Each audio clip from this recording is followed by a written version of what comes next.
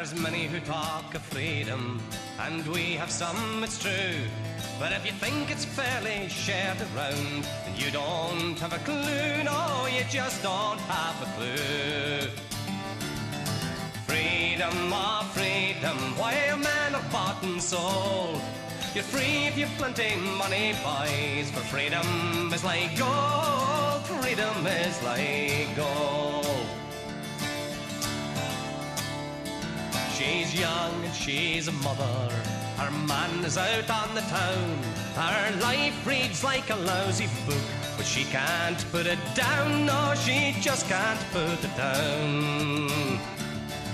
Freedom, oh freedom, while women... Le traité d'union donc, qui a été voté par le Parlement d'Édimbourg et ensuite par le Parlement de Londres, par le Parlement de Westminster, est assez particulier dans l'histoire constitutionnelle de la Grande-Bretagne. Ça ressemble ni à ce qui s'est passé au Pays de Galles, qui a été tout simplement annexé militairement par l'Angleterre au cours du XVIe siècle, ni à ce qui s'est passé en Irlande, où le modèle colonial est plus proche de la réalité de ce pays-là. C'est-à-dire que l'Irlande a été pour l'essentiel colonisée par l'Angleterre avec tous les traits classiques de la colonisation. C'est différent pour l'Écosse.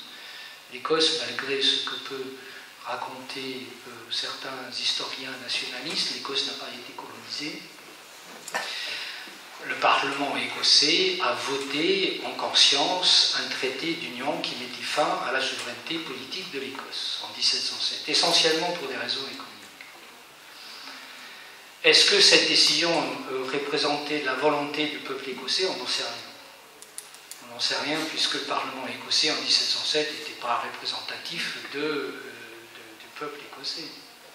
Par contre, on sait qu'il y a eu des émeutes à Glasgow et à Édimbourg lors de l'annonce du traité d'union. Donc il y avait au moins une partie du peuple écossais qui était particulièrement enthousiaste à l'idée de la fin de la souveraineté politique écossaise. Alors, ça commence déjà un peu mal pour l'union entre l'Angleterre et l'Écosse, avec ce mécontentement populaire. Ça va continuer au cours du XVIIIe siècle, c'est-à-dire que cet accord n'était pas stable, n'avait pas une stabilité politique assurée, dans le sens où une partie de la société écossaise, surtout cette partie de la société écossaise qui se trouvait dans les hautes terres de l'ouest et du nord-ouest de l'Écosse, n'était pas content du statu quo constitutionnel, et on va voir au cours du XVIIIe siècle, à la suite du traité d'union, des révoltes dans les hautes terres, des révoltes qui vont finir dans une insurrection en 1744-1745, une insurrection qui est menée par les jacobites, c'est-à-dire ceux qui souhaitent le retour des Stuarts sur le trône de la Grande-Bretagne, soutenue par une partie des clans de ces hautes terres.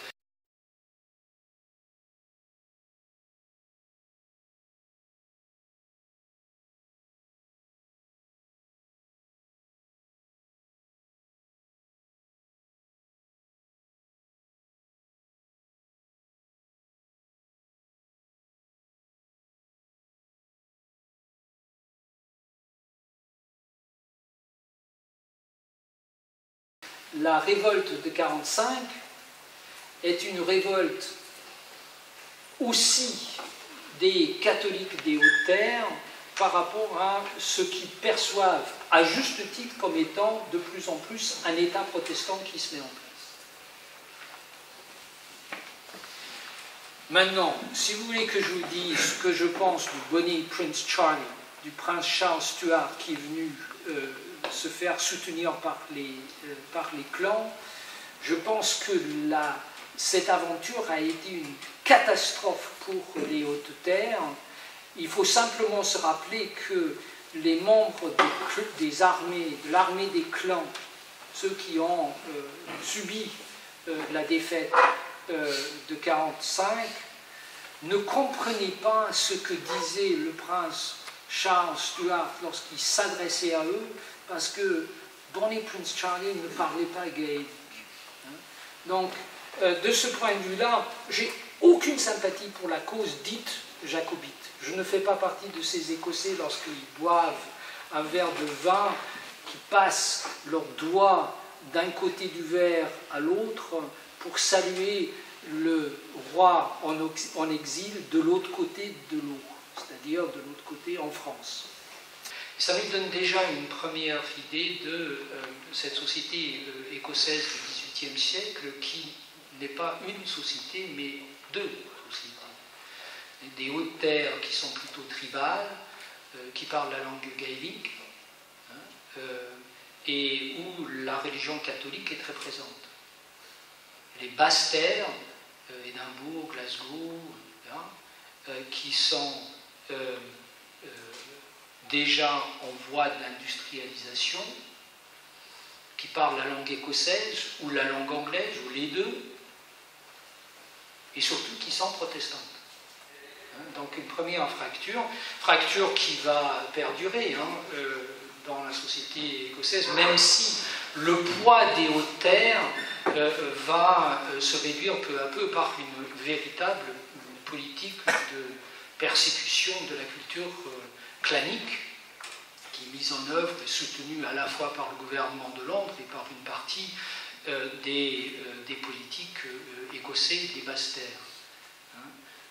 Vous savez peut-être, après la révolte jacobite défaite en 1945, la langue gaélique a été interdite. Il était interdit de parler le gaélique en public, ce qui condamnait une partie de la population au silence, puisque c'était leur seule langue.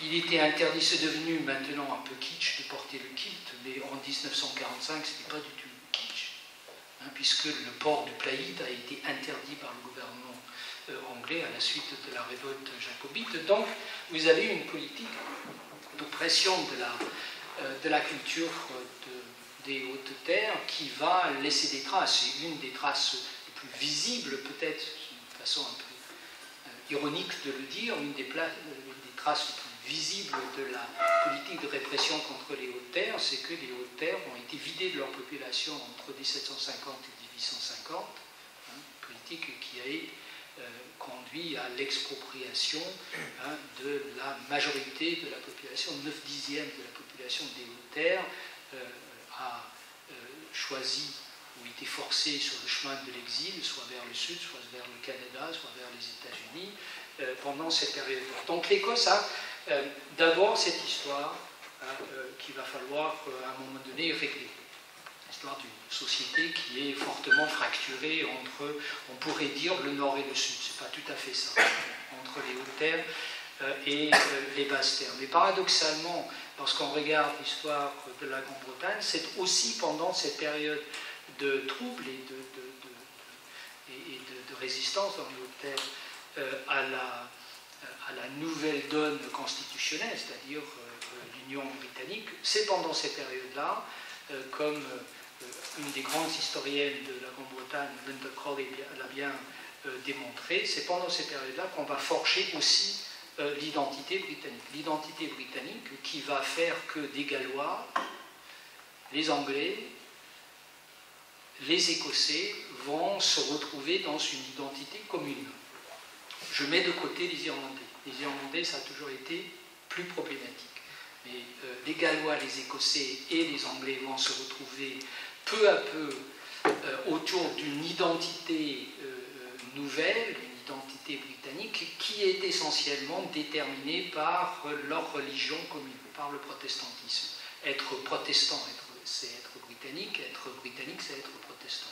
Alors ça pose problème, bien sûr, parce qu'une partie de la population britannique n'est pas protestante. Et sera toujours l'objet de soupçons. Tout au moins au cours du XVIIIe siècle, on soupçonne que les catholiques britanniques, où qu'ils soient, que ce soit en Irlande où c'est caricatural, mais dans l'autre partie de la Grande-Bretagne pourraient éventuellement être les suppôts de l'intervention étrangère et en particulier l'intervention française. Parce que là, c'est l'autre élément qui est essentiel pour comprendre ce que c'était la société écossaise, de la société britannique de cette période-là, c'est que l'identité britannique se forge contre les Français, contre le catholicisme en général, mais contre le catholicisme français et espagnol en particulier. Il y a un fort mouvement de construction de l'identité britannique, construction populaire de l'identité britannique au cours du XVIIIe siècle qui se construit autour du protestantisme. Pour aller vite, on peut dire qu'au XIXe siècle, pour aller vite, au XIXe siècle, c'est l'Empire britannique qui va réunir les Britanniques. C'est-à-dire que l'Empire va avoir le même rôle, un rôle de ciment identitaire pour les Britanniques que le protestantisme au XVIIIe siècle. Et là, pour revenir à l'Écosse, il faut, je pense, insister sur le fait que les Écossais non seulement n'ont pas été colonisés par l'Angleterre, mais ont participé avec enthousiasme, pour une partie au moins d'entre eux, à l'aventure impériale britannique.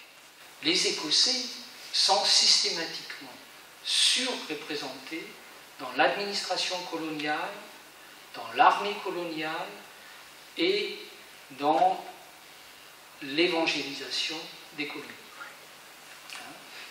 Regardez les archives, les noms écossais abondent dans l'histoire impériale de la Grande-Bretagne. Tout cela, c'est pour dire que lorsqu'on suit, après la tentative de déstabilisation de l'ordre constitutionnel unioniste au milieu du XVIIIe siècle par les Jacobites, il n'y a plus de menace sérieuse à l'Union britannique au cours du XIXe et d'ailleurs au cours du XXe siècle, si on met bien sûr de côté la question irlandaise. Mais pour ce qui concerne les Gallois, les Écossais et les Anglais, la question est réglée. C'est effectivement la fin d'une vieille chanson, c'est fini. L'indépendance, les rêves d'indépendance. Et d'ailleurs, si vous regardez de manière comparative les nationalismes européens des petites nations européennes, où il y a un réveil au milieu du XIXe siècle, l'Écosse est largement absente de ce réveil. Il y a peu de mouvements d'agitation nationaliste en Écosse au cours du XIXe siècle, pour des raisons qui sont presque banales, c'est-à-dire que ça va très bien, l'Écosse, à cette période-là, c'est-à-dire que la société écossaise profite très largement, en termes de richesse, de sa participation à l'aventure impériale britannique et de son partenariat avec ce qui est une grande puissance de la période, avec l'Angleterre. Alors qu'en Irlande, dès le début du XIXe siècle, il y a une agitation forte contre la présence anglaise sur la terre irlandaise. Cette agitation n'est pas absente, mais est extrêmement marginale en Écosse. Il va falloir attendre le XXe siècle pour voir les premiers remous nationalistes en Écosse, remous qui sont en partie, mais en partie seulement, l'écho de ce qui se passe à cette époque-là en Irlande. C'est-à-dire que lorsqu'on regarde l'histoire du nationalisme irlandais, c'est la fin du XIXe siècle, le début du XXe siècle, où on arrive à l'apogée de ce nationalisme. Et il y a des échos en Écosse. Il y a une partie de la population écossaise, et en particulier une partie de la population des hautes terres, avec l'histoire que je viens d'esquisser, qui trouvent qui ont une certaine sympathie pour l'agitation nationaliste irlandaise de la fin du XIXe siècle. Et on a quelques exemples d'agitateurs irlandais qui viennent prêcher la bonne parole nationaliste en terre écossaise pendant ces périodes-là, et vice-versa. Mais il va falloir quand même attendre après la Première Guerre mondiale, avant qu'un premier parti nationaliste se forge, se crée en Écosse. En 1928, que le premier parti revendiquant l'indépendance de l'Écosse est fondé. Ça s'appelle le National Party of Scotland, donc le Parti national écossais. Ça c'est en 28. Ce parti va devenir le Scottish National Party, le SNP, après une fusion avec un petit groupe conservateur en 1934. Donc le parti qui aujourd'hui est au pouvoir en Écosse, qui a une majorité au Parlement écossais, a été fondé en fait en 1934. Mais il y a un long chemin entre le Parti nationaliste tel qu'il a été créé en 1934 et le Parti nationaliste aujourd'hui. D'abord, c'est un parti groupusculaire, jusqu'à la Deuxième Guerre mondiale, qui campe sur les marges de la vie politique écossaise. La vie politique écossaise dans les années 30 est dominée, comme dans le reste du Royaume-Uni, par la concurrence entre les deux partis majeurs, c'est-à-dire le Parti travailliste et le Parti conservateur, avec une troisième force qui traîne derrière, qui est le Parti libéral. Les nationalistes représentent très peu de choses à cette époque-là, composés essentiellement d'intellectuels, de poètes, des poètes fractieux, toujours en train de marquer leurs désaccords les uns par rapport aux autres. Et puis, il faut le dire, ce parti qui émerge en 1934 a des positionnements extrêmement ambigus dans le domaine politique. C'est des rappels que les nationalistes n'aiment pas beaucoup qu'on fait, mais le premier dirigeant du Parti national écossais, le Scottish National Party, entre 1936 et 1940, qui s'appelle Andrew Duard Gibb, G-I-B, qui est un distingué professeur de droit à l'université de Glasgow. Il vient du Parti conservateur, il déteste les catholiques, il écrit en privé et en public des polémiques contre l'immigration catholique en Écosse, et en 1939, il dit dans sa correspondance privée sur laquelle j'ai travaillé pour un livre que j'ai écrit il y a quelques années, il dit dans sa correspondance privée que s'il faut choisir entre Churchill et Hitler, il préfère et de très loin Hitler. Donc on a une partie du mouvement nationaliste écossais de la période qui se penche du côté de la droite nationaliste autoritaire européenne, soit italienne, soit allemande, parce qu'il y a aussi des admirateurs de l'Italie mussolinienne chez les nationalistes, ces nationalistes du départ. Je dis tout cela non pas pour condamner le nationalisme d'aujourd'hui, mais pour rappeler ce que c'était, d'où ils sont partis. Ce courant était un courant parmi d'autres, aussi un courant d'extrême droite. On a encore le droit de dire extrême droite. Oui. Ce courant donc d'extrême droite était un courant parmi d'autres. Au sein du nationalisme, il y a aussi des courants de gauche. Dans les premiers dirigeants du Parti nationaliste écossais, il y avait aussi des gens qui venaient avec des convictions socialistes, soit du Parti travailliste, soit des petits partis à la gauche du Parti travailliste. Je voulais dire, mais je ne pense pas qu'on puisse comparer le SNP et la Ligue du Nord, par exemple. D'ailleurs, je vais expliquer, le positionnement politique des nationalistes écossais n'a rien à voir avec l'extrême droite régionaliste qu'on trouve dans d'autres pays européens. Le Parti nationaliste, donc, a des débuts difficiles, minoritaires, fortement divisé entre des courants de gauche et de droite, divisé aussi entre des courants fondamentalistes qui demandaient l'indépendance et rien d'autre, et des courants qui étaient prêts à envisager l'autonomie avant qu'on arrive à l'indépendance. Donc des courants plus radicaux, des courants plus pragmatiques. Bon, voilà. Donc il y a de fortes divisions au sein du Parti nationaliste, et de toute façon le Parti nationaliste est au mieux une irritation pour les autres partis politiques écossais de cette période. Le SNP, donc le Parti nationaliste, a son premier gagne son premier siège comme député au Parlement britannique en 1945, juste avant les élections générales. D'ailleurs, ce siège de Motherwell a été gagné au mois d'avril et perdu au mois de juin, c'est-à-dire que les nationalistes ont gardé le siège pendant 2 mois, et puis ils l'ont reperdu lors des élections générales. Et là encore, le Parti nationaliste va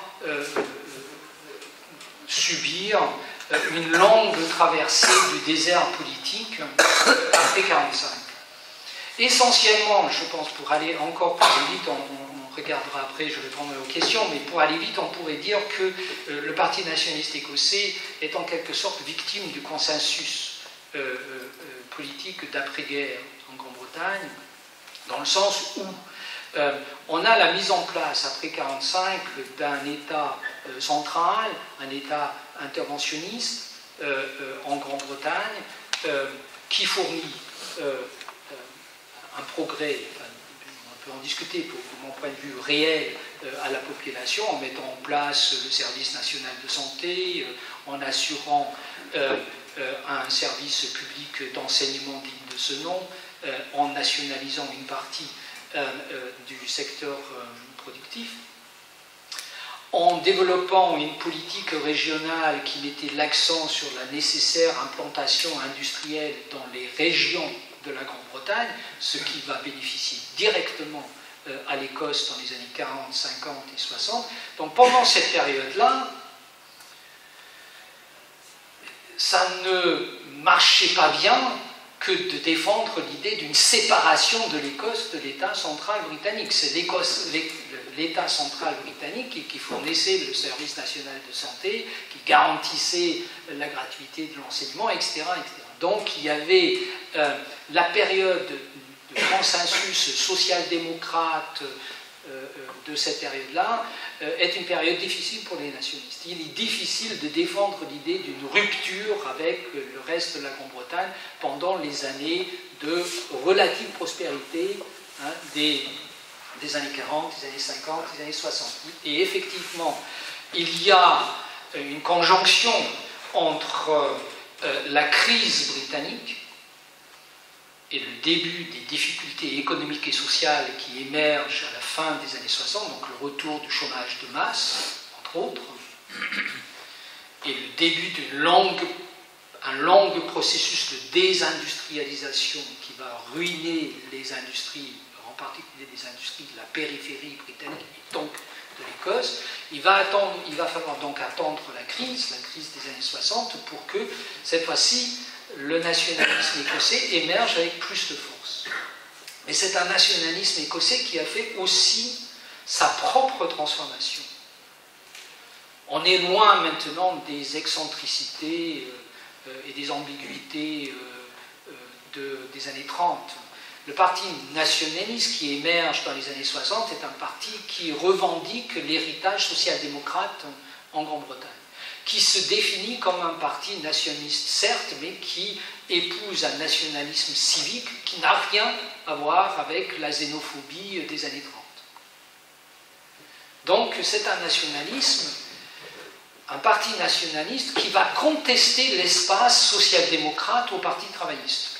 C'est le parti travailliste qui considère que le nationalisme est le plus grand des dangers. Parce que justement, le parti nationaliste, à partir des années 60, va adopter une rhétorique et une pratique plutôt de défense de l'héritage social-démocrate. Ça va devenir plus important plus tard, au moment où le parti travailliste, sous la direction de Blair, abandonne le modèle social-démocrate britannique.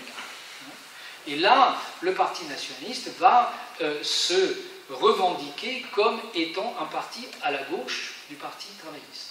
On fait là un long chemin depuis les années 30. Donc les années 60 voient la première percée électorale, la fin des années 60, aux élections locales de 1968, le Parti travailliste, le Parti nationaliste écossais fait de manière tout à fait inattendue 30% des voix aux élections locales. Alors beaucoup d'observateurs à l'époque, en Grande-Bretagne comme en France, on a une cécité par rapport à ces phénomènes-là en Grande-Bretagne qui est tout à fait spectaculaire. Il y a très peu de commentateurs français qui comprennent les réalités britanniques de ce point de vue-là.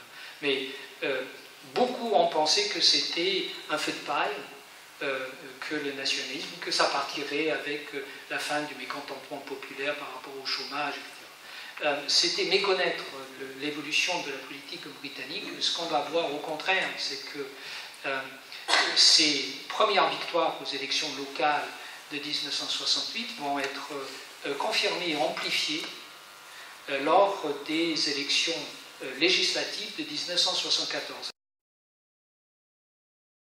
Alors, si on veut une date pour ce qu'on pourrait appeler la reconfiguration du champ politique écossais et partant britannique, c'est 1974. Pour un tas de raisons. C'est aussi en 1974 que Margaret Thatcher, membre du gouvernement conservateur qui défait en février 1974, comprend, de son point de vue, qu'il faudrait une vraie rupture avec les traditions conservatrices en Grande-Bretagne, une vraie rupture avec le consensus. Donc c'est à partir de 1974 qu'on va voir une radicalisation du Parti conservateur britannique. 1975, c'est l'élection de Margaret Thatcher comme première dirigeante du Parti conservateur, et on va voir une rapide néolibéralisation des prises de position du Parti conservateur. Mais pour ce qui concerne l'Écosse, 1974, c'est la percée électorale du Parti nationaliste écossais. Et ça a créé des tensions extrêmement importantes sur la scène politique écossaise, mais aussi britannique. C'est-à-dire que les travaillistes maintenant comprennent qu'il y a danger en la demeure. Parce que les sièges qui ont été gagnés en 1974 par le Parti nationaliste écossais sont essentiellement des sièges travaillistes. Donc le Parti travailliste va être fortement troublé par cette percée nationaliste. Je dis troublé et divisé aussi, parce qu'ils ne sont pas d'accord. Ils sont au pouvoir, entre 1974 et 1979, le Parti travailliste est au pouvoir en Grande-Bretagne. Ils sont en désaccord à l'intérieur du parti sur la manière de traiter le phénomène nationaliste. Vous avez d'un côté une partie des dirigeants travaillistes qui considèrent que le seul moyen, c'est de refuser toute concession aux nationalistes, de les combattre. Et puis vous avez une autre partie de la direction, c'est la position qui va être dominante au gouvernement travailliste, c'est il faut accorder une certaine autonomie de l'Écosse pour couper l'herbe sous les pieds des indépendantistes. C'est-à-dire un parlement avec des pouvoirs limités, c'est mieux que le danger de l'indépendance absolue de l'Écosse. Et donc, ça va être la proposition du Parti travailliste au cours de sa législature de 1974 à 1979. Je ne vais pas dans le détail, ça va être extrêmement heurté. Les travaillistes vont se battre contre la politique de leur gouvernement, ils vont contester, surtout en Écosse, l'idée de l'autonomie, le référendum, parce qu'il y a déjà eu un référendum sur l'autonomie en Écosse. Le référendum de 1979 va montrer publiquement les divisions du Parti travailliste, avec une partie des cadres du Parti travailliste qui vont faire la campagne pour le oui à l'autonomie écossaise, et une autre partie des dirigeants et des cadres du parti qui vont se rejoindre aux conservateurs pour combattre la législation proposée par leur propre gouvernement. Pour dire le moins, il y a une certaine confusion politique autour du référendum. Qui plus est, en 1979, les Écossais, à la différence des Gallois, votent oui à l'autonomie. Mais les travaillistes contestataires qui ne souhaitaient pas l'autonomie avaient fait voter un amendement sur le référendum avant que le référendum ait lieu. Et dans cet amendement, il était indiqué que pour que la décision soit effectivement prise, si jamais il y avait un oui au référendum, il fallait que 40% des inscrits soient favorables à l'autonomie. Alors qu'est-ce qui s'est passé en Écosse? Il s'est passé une chose simple, plus de 50% des électeurs, des votants, ont voté pour l'autonomie, mais ça n'atteignait pas le seuil de 40% des inscrits. Et donc, il n'y a pas eu d'autonomie. Par contre, il y a eu Margaret Thatcher, après.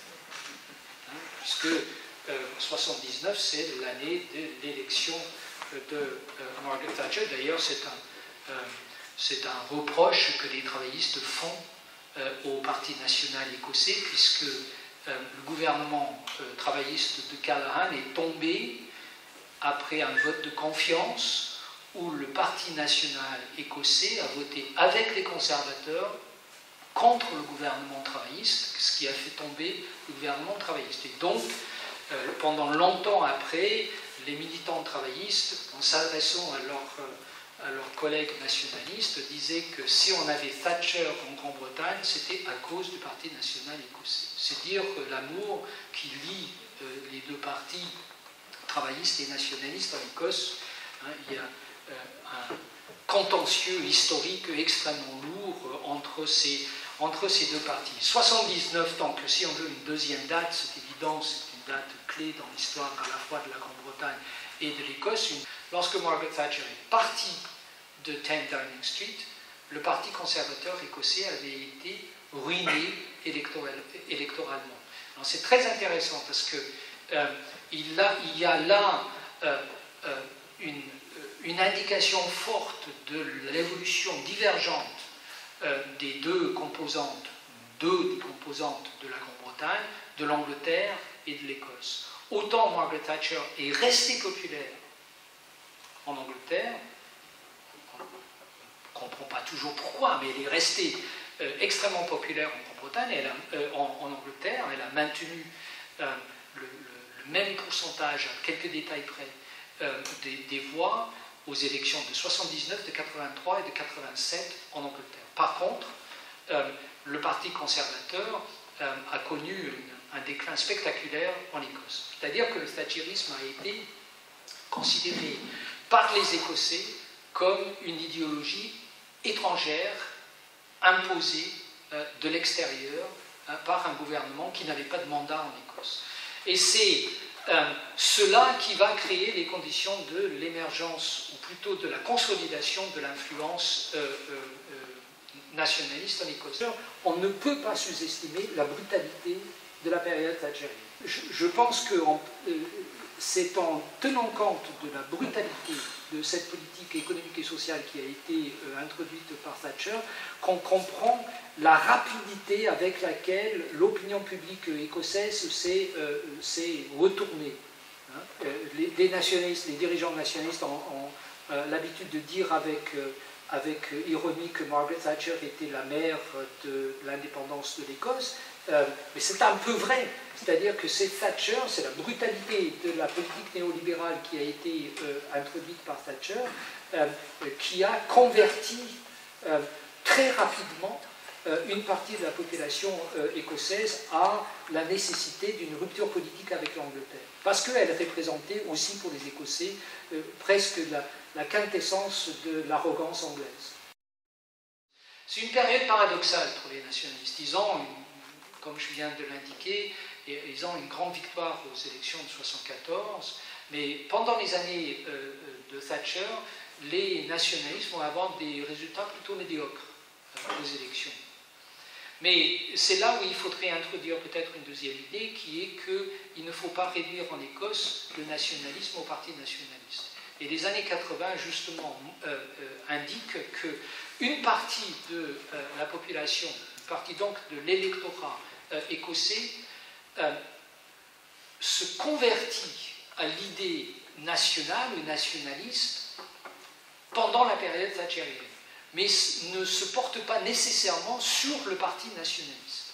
C'est-à-dire que vous avez surtout chez les électeurs travaillistes, un tel refus du thatchérisme qu'ils préfèrent avoir une Écosse indépendante que de continuer à être gouvernée par Thatcher. Donc il y a un volant d'opinion travailliste qui devient au moins autonomiste, sinon nationaliste. Il y a une partie d'ailleurs qui se prononce pour l'indépendance, mais elle est minoritaire.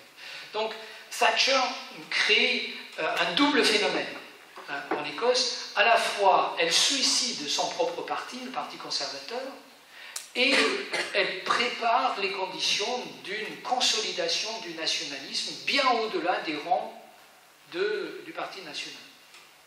C'est aussi une période d'effervescence intellectuelle en Écosse, et vous avez, j'ai beaucoup travaillé sur les écrivains écossais, vous allez avoir du mal à trouver un seul écrivain écossais conservateur pendant cette période.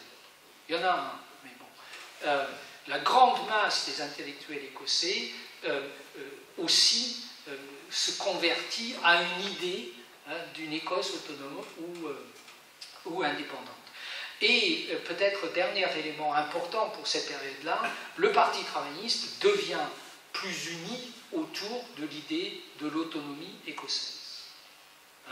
Ils étaient fortement divisés dans les années 70. Le thatchérisme va souder le Parti travailliste autour de la nécessité d'octroyer une autonomie réelle à l'Écosse. Et donc, à partir du passage de Thatcher au pouvoir, la question, ce n'est plus l'autonomie ou pas. La question, c'est ou l'autonomie ou l'indépendance. C'est évident que l'Écosse deviendra tôt ou tard autonome, mais la question qui se pose, c'est que est-ce qu'on s'arrête là ou est-ce qu'on va plus loin? Et la question va se poser de manière politique entre un parti travailliste qui devient uni autour de l'idée de l'autonomie écossaise et qui va proposer une législation qui cette fois-ci va être soutenue en 1997, lorsque Tony Blair arrive au pouvoir, par l'ensemble du parti en Écosse, et un parti nationaliste qui dit ça c'est seulement le premier pas, le deuxième pas c'est l'indépendance. Donc le débat à partir de la fin des années 90, c'est entre l'autonomie et l'indépendance. Ce qu'on va voir pendant que Blair est au pouvoir, Blair est au pouvoir de 1997 jusqu'à 2010, pendant cette période où Blair est Premier ministre de la Grande-Bretagne, il va y avoir une forte désaffection, c'est surtout après la guerre d'Irak que la désaffection est la plus évidente. Il va y avoir une forte désaffection d'une partie de l'électorat travailliste par rapport à Blair. En Angleterre, cet électorat n'a pas de nouveau foyer. Il n'a pas où se tourner. Il n'y a pas d'offre politique qui répond à la désaffection travailliste en Angleterre. Et ce qu'on va voir en Angleterre, c'est une augmentation de l'abstention populaire dans les quartiers qui étaient auparavant travaillistes. En Écosse, par contre, la désaffection par rapport au néo-travaillisme va profiter au parti nationaliste. Il va d'autant plus profiter au parti nationaliste parce que le parti nationaliste est aujourd'hui drapé des habits de la social-démocratie. À un moment où Blair critiquait l'héritage social-démocrate, prenait des décisions, avait une pratique qui était plus proche du thatchérisme que de la social-démocratie britannique. Donc, le parti national écossais va se situer comme parti à la gauche du parti travailliste. Voilà donc la configuration qu'on va avoir lorsque l'Écosse obtient son autonomie en 1997. Un référendum, deuxième donc, référendum sur l'autonomie en 1997, et là les résultats sont clairs. C'est 72% des votants qui votent pour l'autonomie. D'ailleurs 63%, il y avait deux questions. 63% votent pour que le Parlement écossais ait une autonomie fiscale. C'est-à-dire que l'Écosse puisse avoir une politique fiscale différente de l'Angleterre. Voilà. Donc, on a, à partir de... Le Parlement se met en place en 1999, avec donc un nouveau mode de scrutin, très différent du mode majoritaire qui existe pour le reste du Royaume-Uni, avec un mode de scrutin essentiellement proportionnel, enfin, fortement proportionnel. Les deux premières législatures sont dominées par le Parti travailliste. Le Parti travailliste est encore le parti majoritaire, mais il est parti majoritaire, mais étant donné le nouveau mode de scrutin pour le Parlement écossais, il n'a pas de majorité au Parlement. Donc il est obligé de rentrer dans des coalitions, et il rentre dans une coalition pendant ces années-là avec le Parti libéral-démocrate. Donc on a un gouvernement écossais qui est une coalition travailliste libérale-démocrate. Et l'opposition, j'allais dire de Sa Majesté, mais ce n'est pas vraiment ça, mais l'opposition écossaise est le Parti nationaliste. Le Parti conservateur, c'est juste devenu une force marginale en Écosse. Donc, les nationalistes sont dans une position plutôt de force puisqu'ils sont le gouvernement en attente. Et cette attente va durer jusqu'à la troisième législature, 2007, pardon.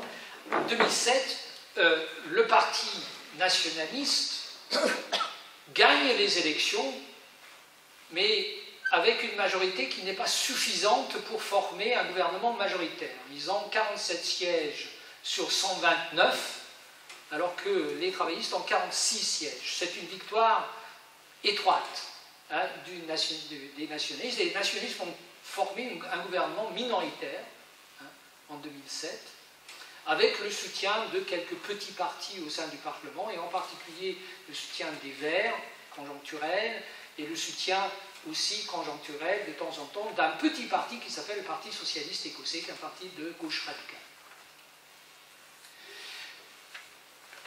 Donc les nationalistes, c'est une rupture, pour la première fois, sont majoritaires en Écosse. Et ils sont mis à l'épreuve du pouvoir. Non seulement ils vont réussir cette épreuve de pouvoir, mais en 2011, lors des dernières élections, le Parti national écossais va... Alors, les observateurs, au moment de la mise en place de l'autonomie écossaise, disaient qu'il sera impossible d'avoir une majorité dans ce Parlement, étant donné les modes du scrutin, étant donné les forces relatives politiques en Écosse. Eh bien, les nationalistes ont obtenu une majorité absolue des sièges lors des élections de 2011. Et ils avaient enfin les mains libres pour mettre en avant leurs revendications historiques, ce qui fait la raison d'être du Parti national écossais, qui est la revendication de l'indépendance. Ils ont une majorité donc au Parlement pour soutenir cette proposition. Et effectivement, après quelques tergiversations, quelques hésitations, je ne vais pas essayer de prononcer ce mot en français, après quelques hésitations, le gouvernement conservateur de Cameron va accepter de négocier avec le Premier ministre écossais, donc le nationaliste Salmond,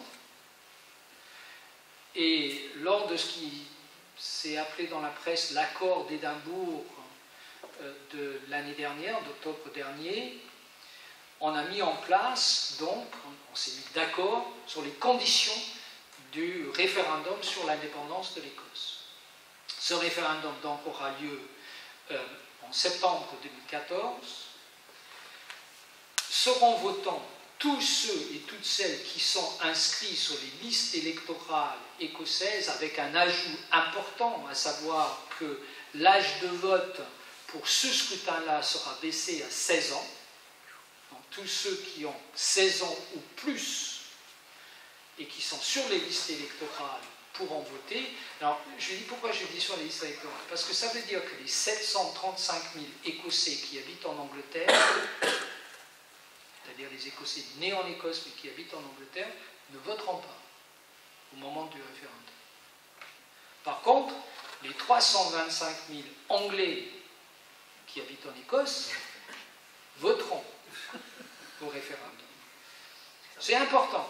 C'est important, et c'est le SNP qui lui-même a soutenu cette proposition comme étant le moins mauvaise des solutions, et surtout parce qu'il ne voulait pas qu'il soit accusé d'organiser un vote ethnique, avec les Écossais de la diaspora qui voteraient pour l'indépendance de l'Écosse. Donc, voilà les conditions de ce référendum, qui va décider non seulement de l'avenir de l'Écosse, mais qui va décider aussi de l'avenir de l'Union britannique. On est dans une situation qui est comparable à la situation à la sortie de la Première Guerre mondiale, lorsque les Irlandais ont voté massivement pour le parti indépendantiste Sinn Féin et qui ont mis en branle un processus qui a conduit au retrait d'une partie de l'Irlande de l'Union britannique. D'ailleurs, l'État britannique a changé de nom en 1921 et est devenu le Royaume-Uni de la Grande-Bretagne et de l'Irlande du Nord, alors que jusque-là, c'était le Royaume-Uni de la Grande-Bretagne et de l'Irlande.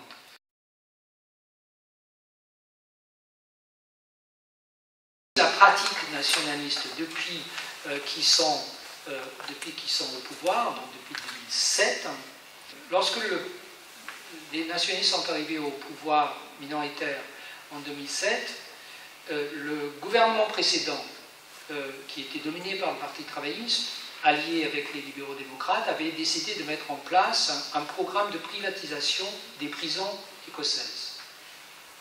C'est-à-dire de continuer la politique pénale qui avait été mise en place en Angleterre par Blair. Une des premières décisions du Parti nationaliste a été d'arrêter la privatisation des prisons. De mon point de vue, ça a été une bonne décision. Deuxième exemple, il y a eu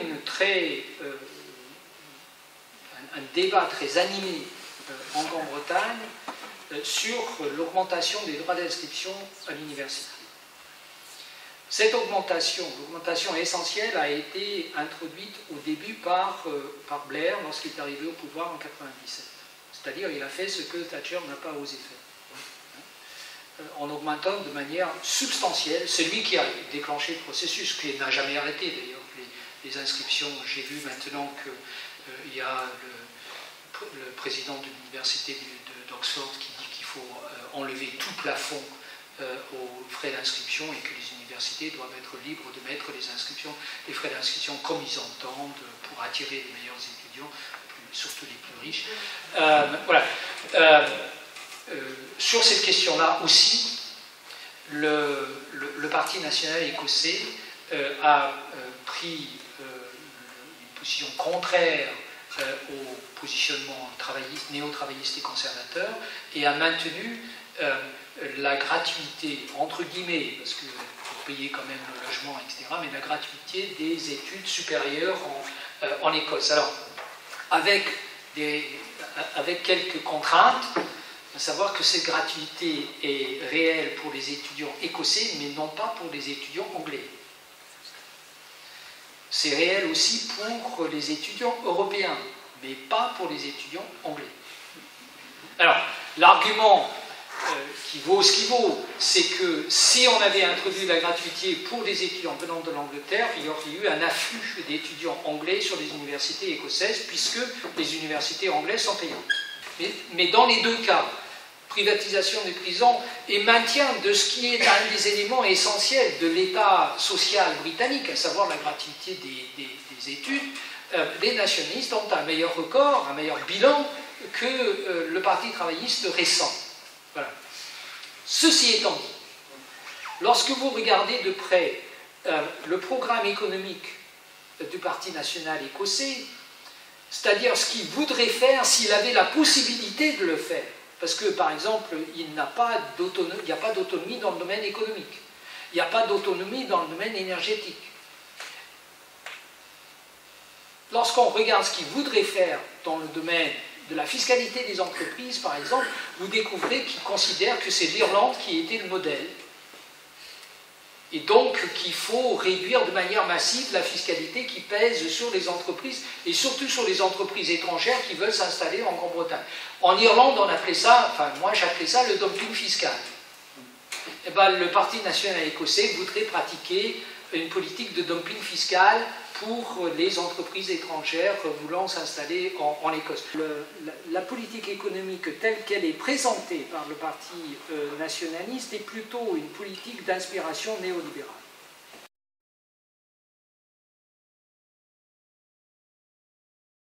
Aujourd'hui, l'Écosse n'a pas de pouvoir dans le domaine économique. Donc ça pourrait être un premier transfert, que ça soit l'indépendance de fait ou l'indépendance juridique. Aujourd'hui, l'Écosse, c'est quand même extraordinaire, n'a pas de pouvoir sur la politique énergétique. Donc il y a d'autres questions qui sont sans doute aussi un peu plus complexes, comme la défense. Ceci étant dit, le Parti national écossais considère qu'il est parfaitement viable d'avoir une défense écossaise avec une armée écossaise, qui travaillerait en collaboration avec l'armée britannique. Alors, la question c'est, est-ce que ce transfert peut avoir lieu toujours au sein de l'État britannique ou est-ce qu'il faut aller vers l'indépendance? C'est une question. C'est pas clair de savoir de manière précise ce que c'est qu'un pays indépendant, un pays qui ne l'est que. Il y aura de nouveaux transferts, même si on vote contre l'indépendance en septembre. Il y a discussion entre les juristes en Écosse pour savoir si l'Écosse devient indépendant, est-ce que ça voudrait dire que l'Écosse serait obligée de redemander son adhésion à l'Union européenne? Les nationalistes, eux, ont dit clairement qu'ils souhaitent que l'Écosse reste membre de l'Union européenne. Parce que là, la campagne se met en place. Donc vous avez d'un côté la campagne pour l'indépendance qui s'appelle Yes Scotland et la campagne contre l'indépendance qui s'appelle Better Together, hein, mieux ensemble. Et là maintenant on est en train de faire des sous-groupes, les minorités ethniques pour l'indépendance, les femmes pour l'indépendance, des syndicats pour l'indépendance, etc. De manière assez étonnante, vous avez une partie du secteur bancaire, par exemple, écossais, qui a apporté son soutien à la campagne pour l'indépendance. Et bien sûr, plus Salmond fait des bruits favorables à l'entreprise, suggérant que les entreprises écossaises sont trop imposées, etc., plus il va attirer de l'intérêt du côté du patronat écossais. Tous les sondages indiquent que les électeurs écossais vont refuser l'indépendance. Donc, le pari est un pari extrêmement risqué pour le Parti nationaliste écossais. Il y a quand même deux incertitudes majeures. La première, elle est peut-être pas aussi importante, c'est l'attitude que va avoir les jeunes de 16 à 18 ans lors de ce scrutin. On a beaucoup d'incertitudes sur la manière dont ils vont exprimer leur vision politique. Donc, c'est sans doute la première chose. La deuxième chose, c'est que dans tous les sondages, il y a un nombre considérable d'indécis. Suffisamment d'indécis pour que ça puisse encore basculer d'une façon ou d'une autre.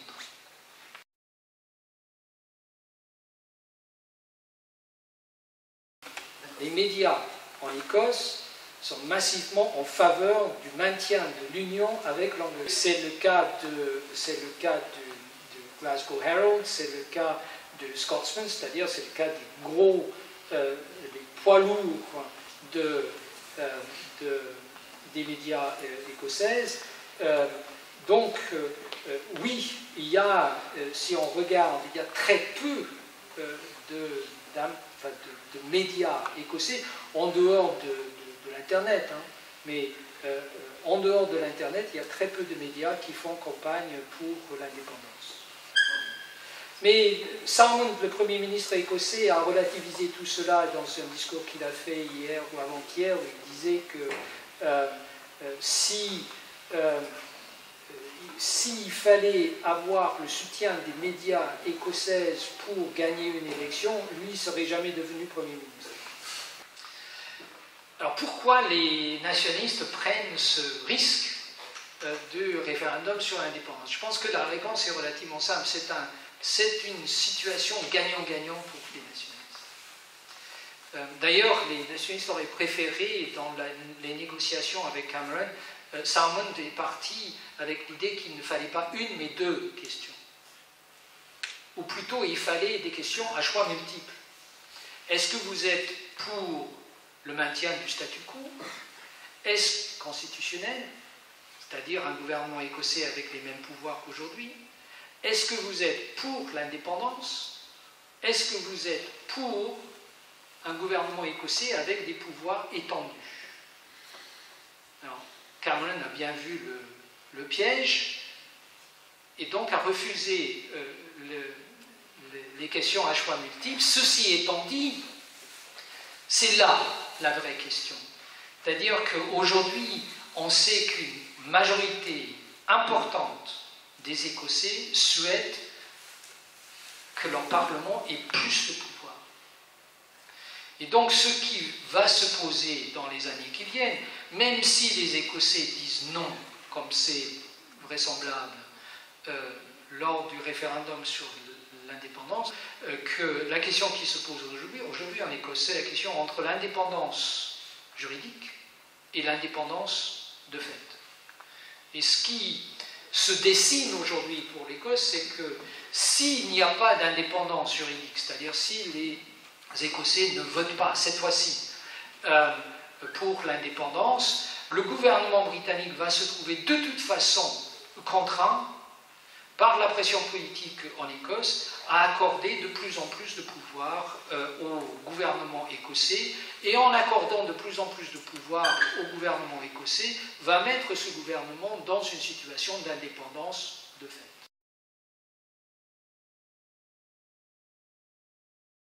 Le Parti national a évolué, si on peut dire comme ça, ou changé sa veste, si vous voulez dire de manière plus brutale, depuis 2 ans. Alex Salmond, qui est le dirigeant actuel du Parti national écossais, a été exclu de son parti en 1981 parce qu'il faisait partie d'un groupe qui s'appelait le groupe 79. Et le groupe 79 se définissait comme étant nationaliste, socialiste et républicain. Donc, il faisait partie et puis il considérait, c'est pour ça qu'ils ont été virés du Parti nationaliste, ils considéraient que leurs interlocuteurs les plus proches étaient le parti de Sinn Féin en Irlande. Ils ont été exclus. Il a été réintégré quelques années plus tard, quelques mois d'ailleurs plus tard, Salmond. Mais aujourd'hui, Salmond a indiqué il y a quelques mois que le Parti national écossais est parfaitement à l'aise avec l'idée d'une monarchie britannique qui continue. Et donc, bah oui, mais ça voudrait dire que l'Écosse aurait la même situation que le Canada, à savoir que la reine est le chef d'État avec des pouvoirs symboliques, le chef de l'État écossais. Moi, je suis républicain, donc je désapprouve fortement cette position-là. Mais on voit bien que Salmond a pris la position sur la monarchie parce qu'il pense qu'une des raisons qui déterminent les hésitants pour le scrutin de septembre prochain, c'est qu'il y a beaucoup d'Écossais qui sont attachés à la monarchie, comme ma mère, qui vote travailliste depuis toujours et qui suit avec une attention attendrie les aventures de cette famille dysfonctionnelle qu'est la famille royale britannique.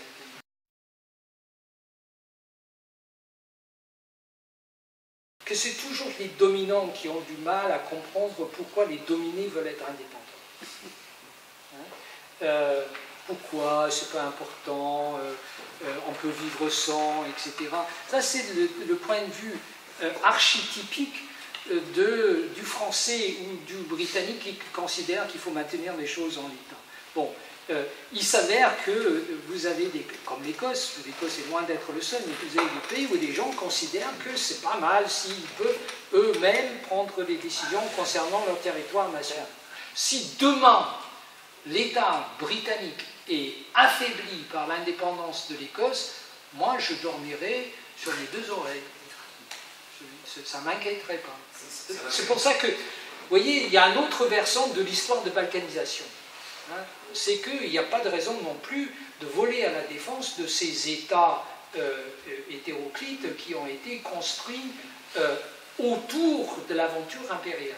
Alors, Ça ne veut pas dire que les questions sont réglées. Alors je suis parfaitement conscient du fait que ça ne fait que susciter toute une série d'autres questions. Quelle sera l'indépendance de l'Écosse au sein de l'Union européenne? Est-ce qu'on peut vraiment aujourd'hui parler d'indépendance? Les pays États membres de l'Union européenne sont de moins en moins indépendants dans leur prise de décision, de plus en plus surveillés, de plus en plus les décisions sont centralisées ailleurs, sans parler de la domination américaine sur l'ensemble des activités du monde.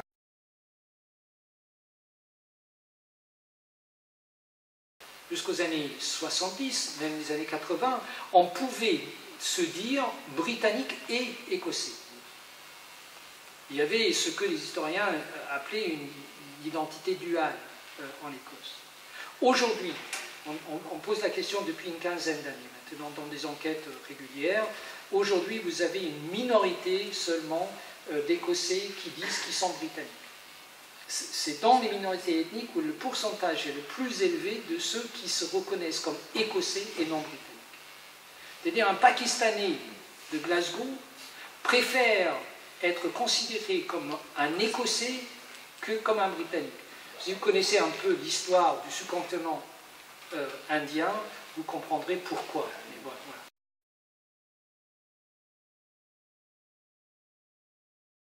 L'Écosse est la troisième région la plus riche de la Grande-Bretagne, après le Grand Londres et le sud-est de l'Angleterre. Aujourd'hui, le taux de chômage est plus bas en Écosse que dans le reste de la Grande-Bretagne, c'est-à-dire qu'on est dans une situation qui est, pour quelqu'un comme moi qui fait des conférences sur l'Écosse depuis 35 ans, on est dans une situation qui est très différente d'il y a 30 ans, ou d'il y a même 20 ans. Hein, à savoir qu'on a une économie écossaise qui est particulièrement dynamique. Ceci étant dit, elle est dynamique et fragile. Elle est dynamique certes, mais elle est fragile parce qu'il y a une hypertrophie des services financiers au sein de l'économie écossaise. L'Écosse aujourd'hui, Édimbourg aujourd'hui est un grand centre financier et porte avec lui toutes les faiblesses et les précarités qui sont liées à l'explosion financière en Grande-Bretagne. Donc la perte de l'Écosse serait une perte de ressources importante pour la Grande-Bretagne. C'est une véritable lobotomie économique pour la Grande-Bretagne que la perte de l'Écosse. Alors les nationalistes, eux, ont un argumentaire sur ça, qu'on continuerait à avoir des rapports économiques avec la Grande-Bretagne. D'ailleurs, la position des nationalistes a beaucoup évolué depuis un an ou deux, puisque aujourd'hui ils disent qu'ils acceptent qu'on continue à avoir la même monnaie avec l'Angleterre, ce qui voudrait dire que la Banque d'Angleterre continuerait à avoir un pouvoir important sur la prise de décision économique en Écosse. L'économie écossaise est parfaitement capable de vivre indépendamment de l'État britannique, mais je pense que l'État britannique aurait beaucoup de difficultés à se passer. Bon, bien sûr, il y a les ressources pétrolières, mais il n'y a pas que les ressources pétrolières. L'Écosse est aujourd'hui une partie vivace de l'économie britannique.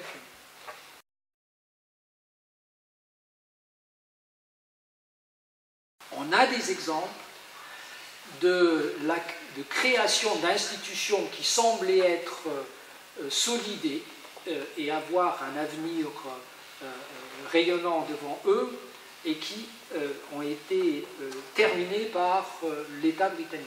Je pense en particulier au Parlement de l'Irlande du Nord. Ce Parlement a fonctionné pendant 50 ans et c'est l'État britannique, lorsque la crise nord-irlandaise s'est approfondie, c'est l'État britannique qui a mis fin à l'activité du Parlement nord-irlandais. Je veux juste rappeler que dans le traité d'union, enfin dans le traité dans la législation qui a été votée concernant la mise en place du Parlement écossais, il est expressément dit que le Parlement britannique a le droit de reprendre les pouvoirs qu'il a cédés au Parlement écossais. Donc, juridiquement, la Grande-Bretagne reste souveraine, y compris par rapport à l'existence même du Parlement écossais. C'est l'argument de poids que les nationalistes écossais utilisent pour dire c'est pour ça qu'il faut l'indépendance et non pas l'autonomie.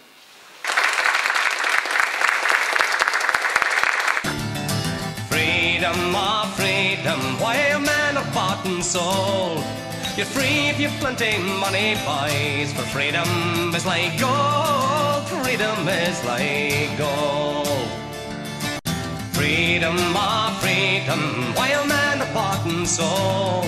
You're free if you've plenty money, boys, for freedom is like gold, freedom is like gold.